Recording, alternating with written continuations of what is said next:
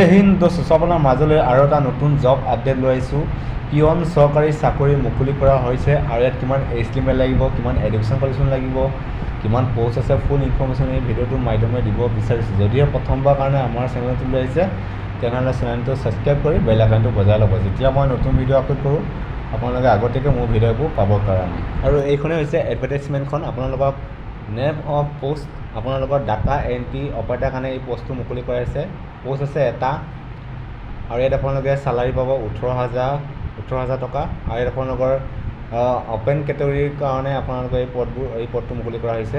আপোনালোকৰ as limit 18 বছৰৰ পৰা 40 বছৰলৈ এপ্লাই কৰিব পাৰিব লগতে আপোনালোকে 1/1/2025 যদি হয় আপোনালোকে এপ্লাই কৰিব পাৰিব আৰু আপোনালোকৰ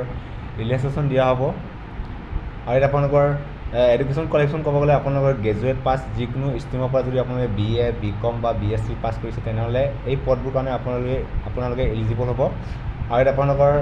আপোনালোকে ইয়াত 6 মান্থ ডিপ্ল'মাৰ certificate course in computer with proficiency in MS office internet and email আপোনালোকে যি আপোনাৰ কম্পিউটাৰ দিব সেইখন আপোনালোকৰ লিগেলি হ'ব লাগিব আৰু লগতে আপোনালোকে MS office internet and email ID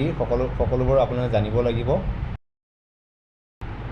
আৰু নেক্সট পোষ্ট আপোনালোকৰ অফিচ পিয়নৰ কাৰণে এই পদটো মুকলি কৰা হৈছে মাত্ৰ এটা পোষ্ট আছে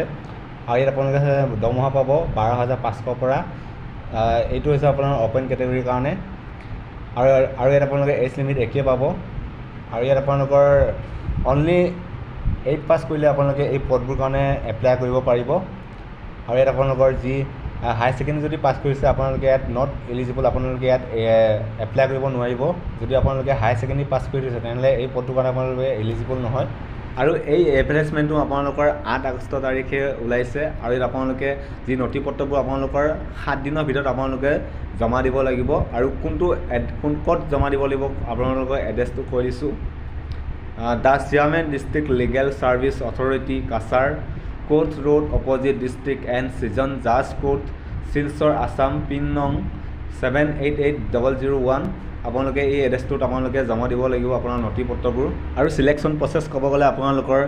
যি ডাটা এণ্ট্ৰি অপাৰেটৰ কাৰণে আপোনালোকৰ স্কিল টেষ্ট লোৱা হ'ব আৰু যি আপোনালোকৰ অফিচ পিয়নৰ বাবে আপোনালোকৰ কোনো ধৰণৰ স্কিল টেষ্ট নহ'লে আপোনালোকৰ ডাইৰেক্ট ইণ্টাৰভিউ হ'ব আৰু এইখিনি ইনফৰমেশ্যন দিবলগীয়া আছে যদি ভাল লাগে লাইক কৰিব কমেণ্ট কৰিব আৰু চেনেলটো ছাবস্ক্ৰাইব কৰি বেল আইকনটো বজাই ল'ব থেংক ইউ গাইজ ভিডিঅ'টো চোৱাৰ বাবে